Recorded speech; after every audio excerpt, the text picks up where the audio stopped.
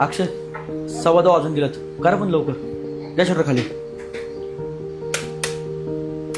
दादा ते शॉप बंद केले का? हो बोला ना. मला व्हाईट शर्ट पाहिजे होता. माझा उद्या पेपर आहे अर्जंटमध्ये. व्हाईट शर्ट खराब झालाय मला. अरे दादा आता लाईट सॉफ्टवेअर सगळं बंद केलं. एक काम कर ना, तू उद्या आहे ना, उद्या देतो तुला सकाळी.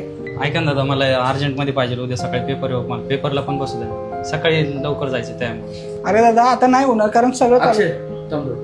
यश दादांना व्हाईट शर्ट दाखव. सगळं लाईट वगैरे ऑन कर आणि सॉफ्टवेअर पण चालू करून दे. व्यवस्थित दाखव. अरे अक्षय काय अरे सारखं करतोय? दारात आलेल्या कस्टमरला तू नाही म्हणतोय. अहो दादा तुम्हीच म्हणला होता लाईट बंद कर, सगळं बंद कर. त्यात टाइम पण खूप झाला आणि त्यात आज काम पण जास्त झालं दादा. अक्षय शटर खाली घेणं खूप सोपं असतं, पण कस्टमरचा विश्वासवर घेऊन जाणं हे खूप कठीण असतं. आज तू त्या कस्टमरला उद्या म्हणाला, उद्या ते कस्टमर आपल्याकडे येतील याची काय गॅरंटी आहे? आपल्याकडे आलेलं कस्टमर हे फक्त एक बिल नसतं, तर ते आपलं एक रिपीट कस्टमर असू शकतो. एक मार्केटमधला चांगला रिव्ह्यू असू शकतो.